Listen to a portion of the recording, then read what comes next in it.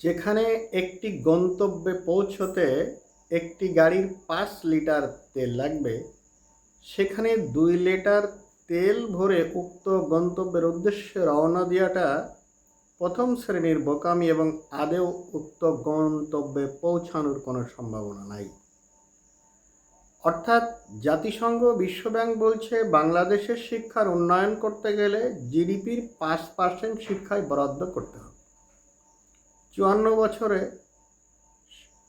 অর্থ এবং পরিকল্পনা মন্ত্রণালয়, শিক্ষা মন্ত্রণালয় পৃথিবীর মধ্যে সবথেকে নিকৃষ্ট মন্ত্রণালয়ের পরিচয় দিয়েছে। ফলাফলস্বরূপ শিক্ষায় আমরা শুধু উপমহাদেশ নয়, পৃথিবীর মধ্যে জঘন্যতম অবস্থানে আছি। একটা পর্যায়ে শুনলাম সরকার জিডিপির 5% শিক্ষায় বরাদ্দ করবে। আমরা আশায় বুক বেঁধেছিলাম যে হয়তোবা শিক্ষার উন্নতি হবে।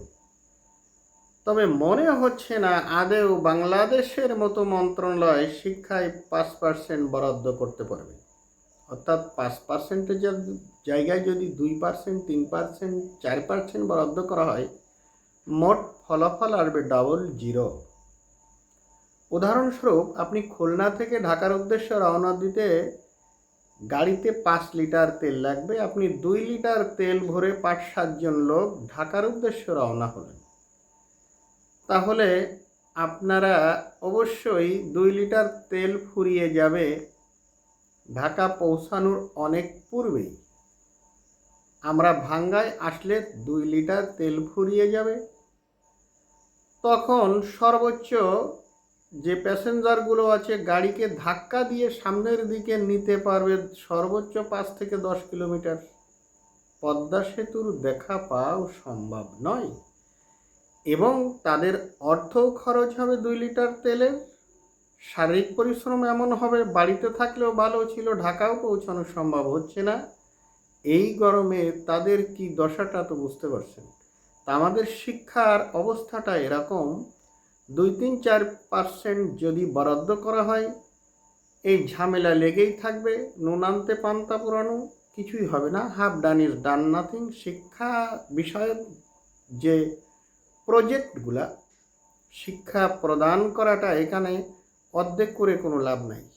হয় সম্পূর্ণ করতে হবে, half done is done nothing. না হলে না করাটাই ভালো, খুলনা থেকে গাড়িতে রওনা না দিয়েটাই ভালো। আর এখানে 2-3-4% শিক্ষায় বরাদ্দ করলেও শিক্ষামন্ত্রীর কোনোদিনও ঘুম হবে না। এ আন্দোলন হবে, এ হবে, ইবতেদায়ীদের সমস্যা, সেকেন্ডারিদের সমস্যা, প্রাইমারিদের সমস্যা, নন এমপিএদের সমস্যা, বৈশাখী ভাতা নিয়ে সমস্যা, বাড়ি ভাড়া নিয়ে সমস্যা, এটা লেগেই থাকবে। শিক্ষায় কখনো অর্ধেক অর্জন বলতে কিছু নাই। আমি টেকনিক্যাল এডুকেশন দিলাম, একজন বিদ্যুতের লাইনম্যানকে আমি অর্ধেক প্রশিক্ষণ দিলাম, তাকে বিদেশে প্রেরণ করলাম। সে বিদ্যুতের খুঁটির মাথায় উঠে কাজ করতে হবে, সে অর্ধেক উঠে বসে থাকলো। তাহলে অর্ধেক কখনো শিক্ষায় বরাদ্দ করলে কোনো ফলাফল হয় না। জাতিসংঘ এবং বিশ্বব্যাংক এটা অনেক আগে হিসেব করে দেখছে, আমাদের যে জিডিপির আকার 5% বরাদ্দ করতে হবে। বাকি যাই করেন এইখানে জোড়া তালি দিয়ে কোনো কিছুই হবে না। ফলাফল গত 54 বছরের মতোই হবে এবং সরকার যা চাচ্ছেন সেটাকে যে কোনোভাবে হোক আমলারা ওই আগের সাবেক অবস্থানে নিয়ে যাবে।